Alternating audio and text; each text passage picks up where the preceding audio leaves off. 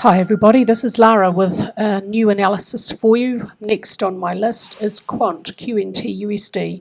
I've already done my Elliott Wave analysis, so I'm just going to talk you through it, and this is the conclusion I've drawn in terms of Elliott Wave, and then we'll look at some classic technical analysis.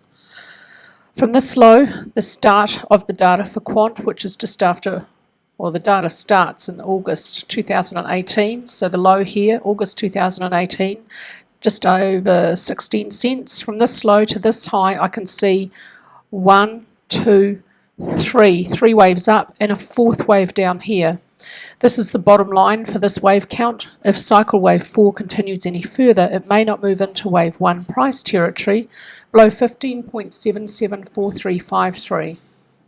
Cycle wave 2 is a double zigzag lasting 35 weeks. It's a 92% or 0.92 length of cycle wave 1, a 92% correction. Cycle wave 4 is a double zigzag, a single zigzag, so there is some alternation between a double zigzag and a single zigzag in terms of structure, although not much because that's the same little group of structures, the zigzag family. Cycle wave 4 is a 91 or 0.91 correction of cycle wave 3, and it lasts 40 weeks in duration. So the duration is fairly close to even, with 4 a little bit longer lasting than 2. Not so much so that it's problematic for this wave count. This wave count has a pretty good look. I've looked at some lengths of the third waves within this wave count to try and figure out, and the fifth waves, to try and figure out where cycle 5 could possibly end. Within cycle wave 3, primary 1, 2, 3, 4, 5, this is a 5-wave impulse. Primary wave 3 is just 0.0584 less than 4.236 the length of primary wave 1. That is remarkably close to almost a perfect Fibonacci ratio between the two. 4.236 is mathematically a Fibonacci ratio, just not a commonly used one.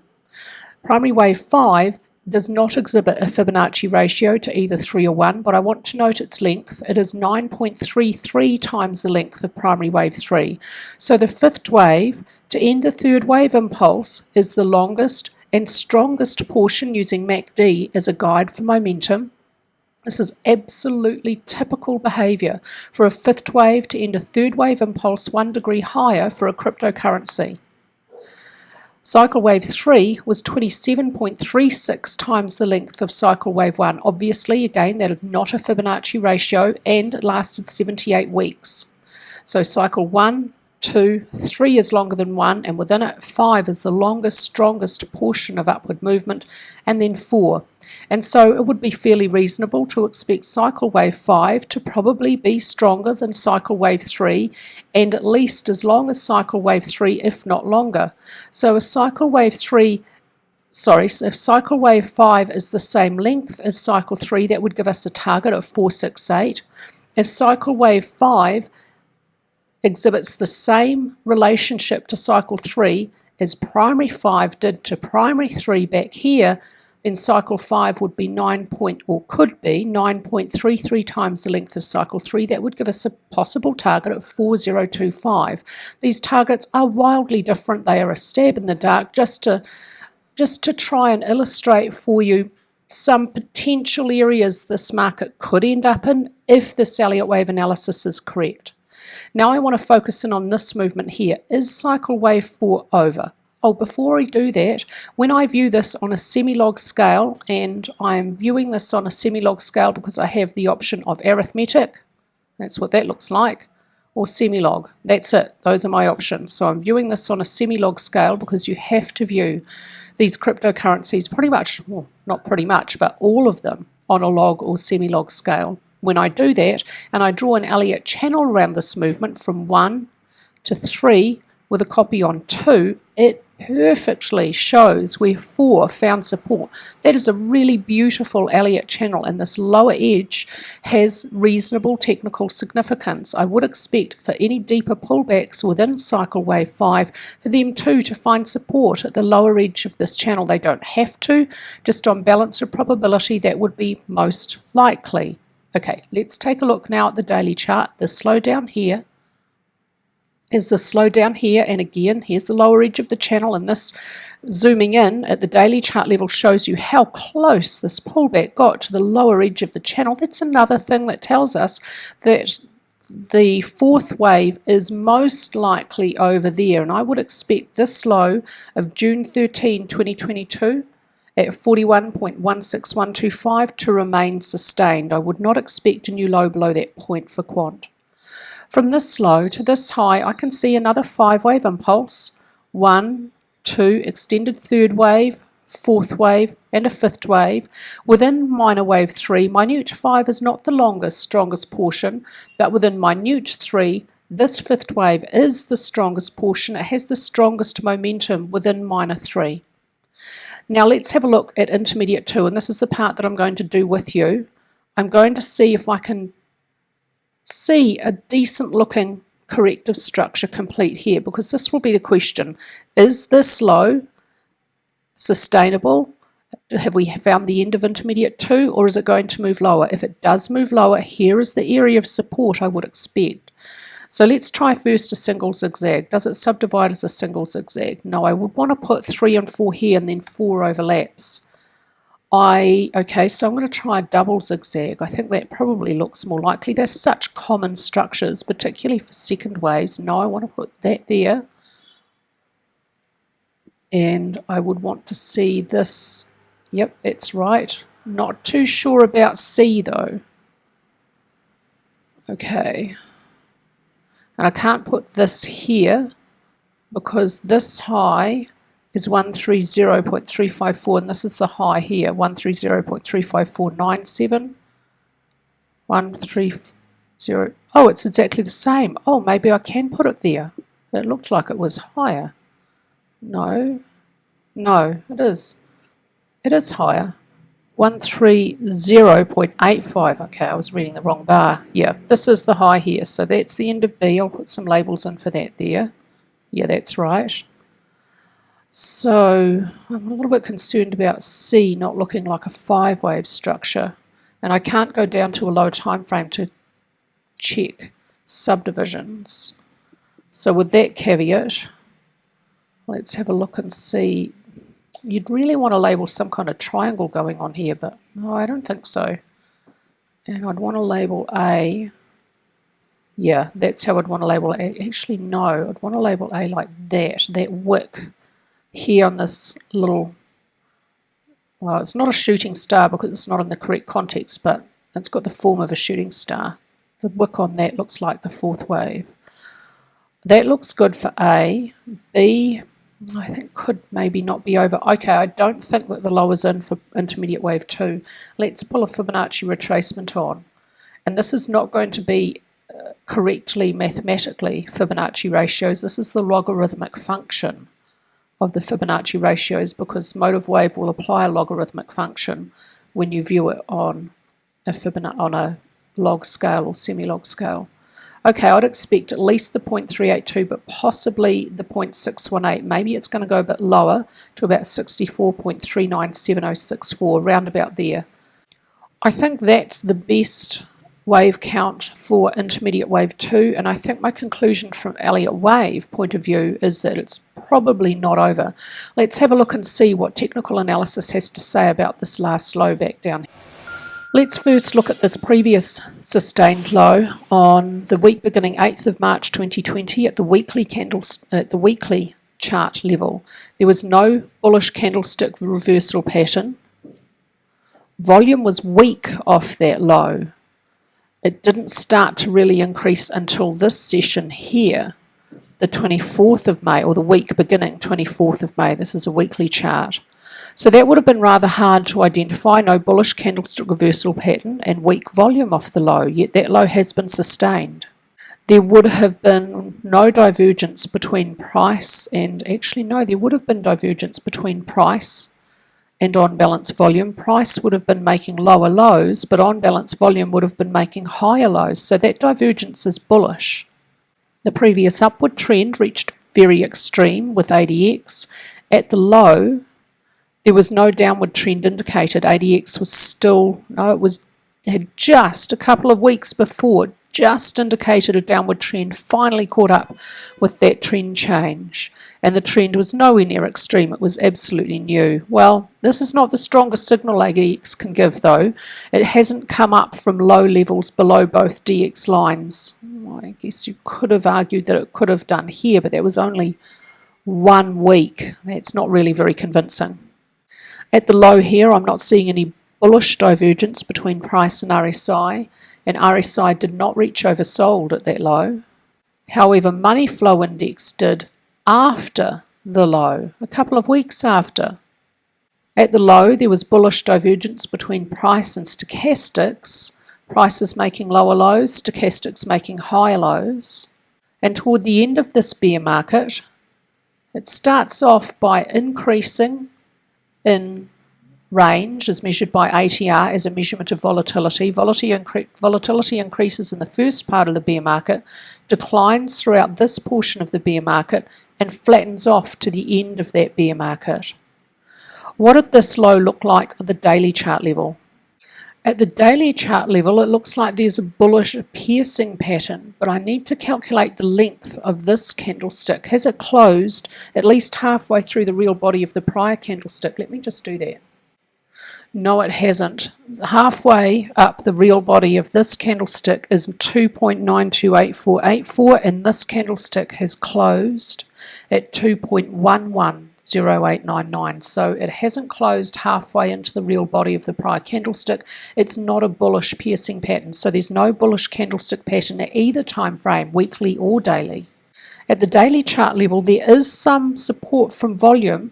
At the daily chart level, this is actually a downward session. This session has a lower low and a lower high, but it's closed green. So I'm going to say that because it's such a strong real body for that session, there is most likely a balance of volume within that session is upward, and there is some push from volume for upward movement within that session. There was here and here as well. So approaching the low, we saw volume declining as price fell and strength for upward sessions here, here, and here.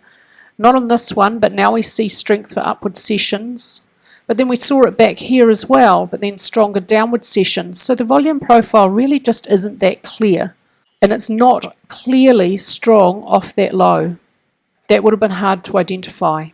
At this low, price was making lower lows, on balance volume was making lower lows. On balance volume continued to make substantially lower lows off that low, yet this low back here has sustained, yet here's some bearish divergence between price and on balance volume. And that's one reason I keep seeing this. That's one reason why I'd much rather use on balance volume with trend lines than looking for divergence. I will give much more weight to divergence between price and RSI and price and money flow index. It seems to be more reliable. At this low at the daily chart level, a downward trend was indicated. The previous upward trend, well, there was a downward trend indicated back here in the earlier start of the bear market, and it did reach very extreme above 45 and above both DX lines.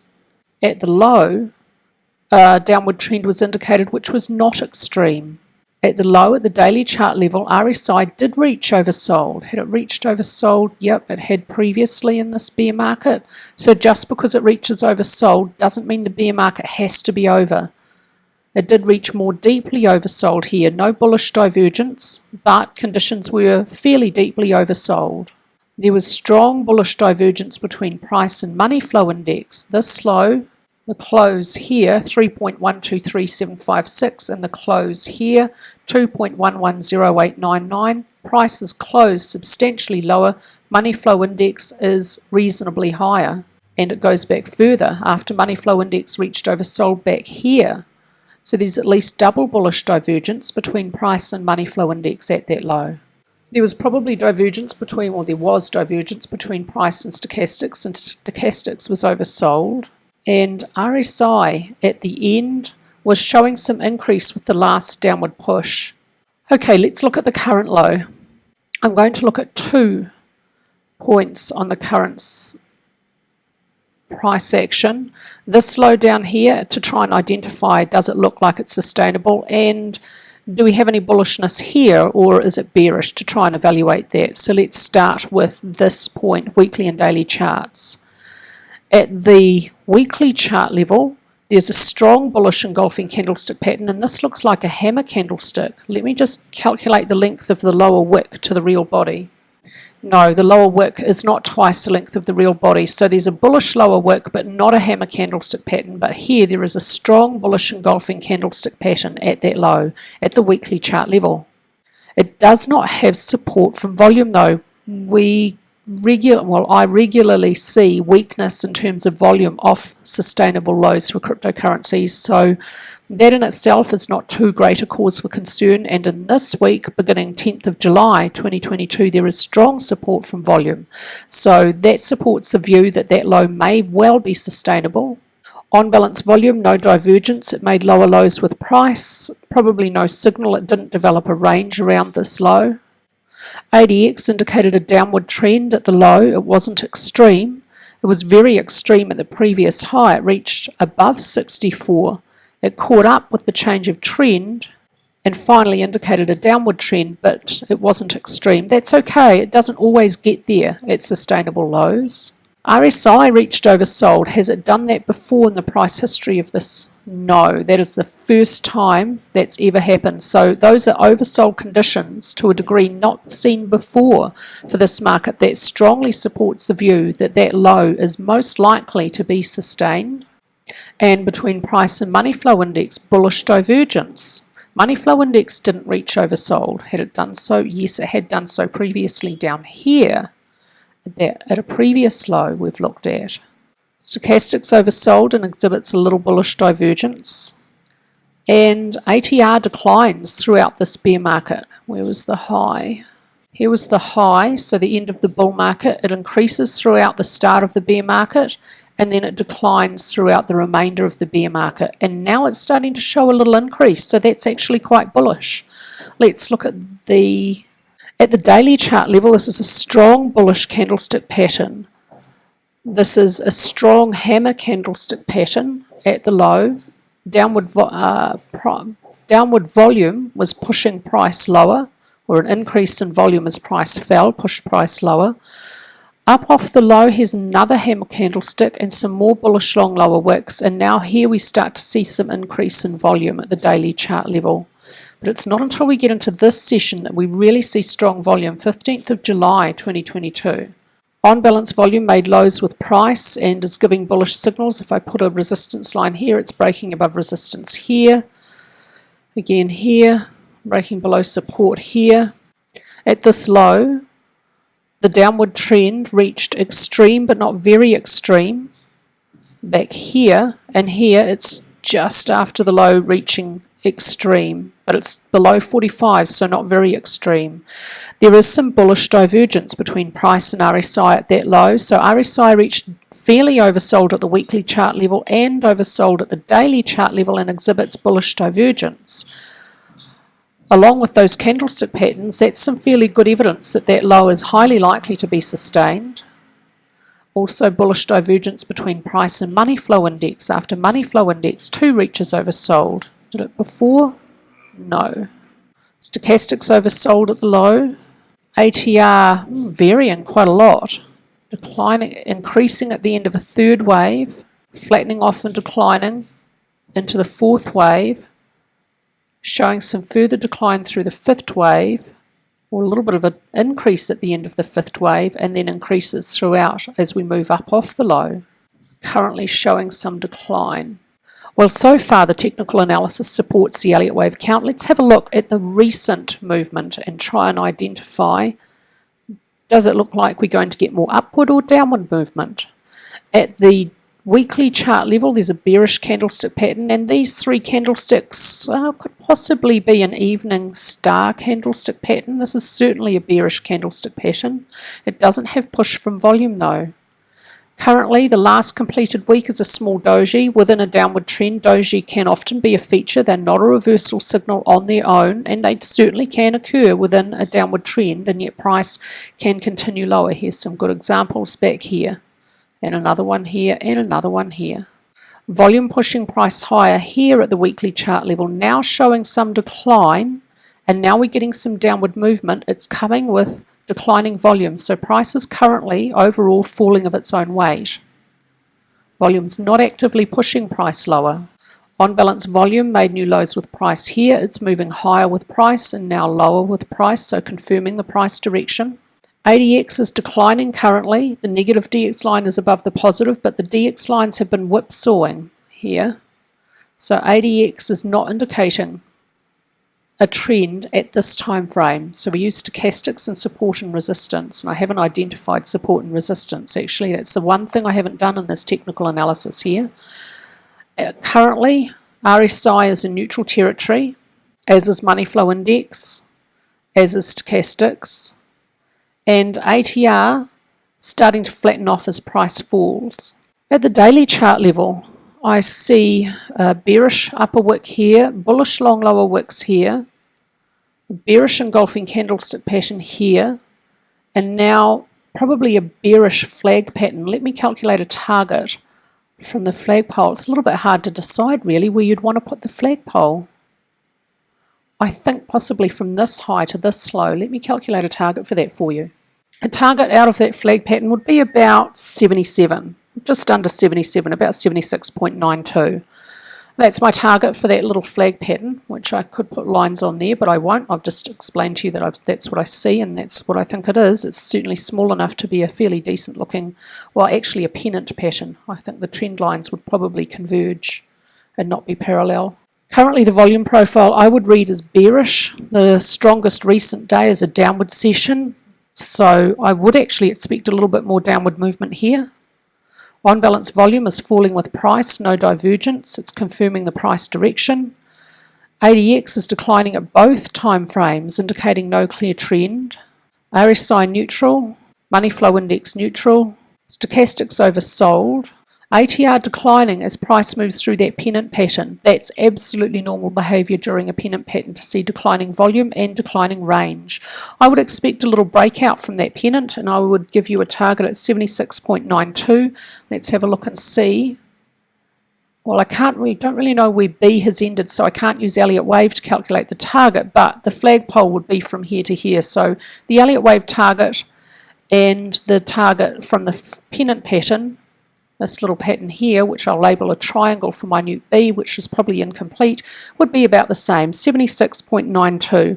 I expect more downward movement to there. If it gets lower than that, final support very likely at the lower edge of this channel, and when that's done, I'll expect an upward swing and a new upward trend. And here are my wildly differing targets for Quant for you. That's it from me with a full analysis of Quant for you today. I'm still traveling at the moment. I'm back in Colombia and we're on an absolutely massive road trip, so my ability to offer you free analysis is going to be interrupted for some time. I'll be in Medellin for a little while and then over to Bogota. When I'm in Bogota, hopefully I'll be able to get a little bit more work done for you. So thank you so much for your patience with interruption to normal service. Thanks, guys.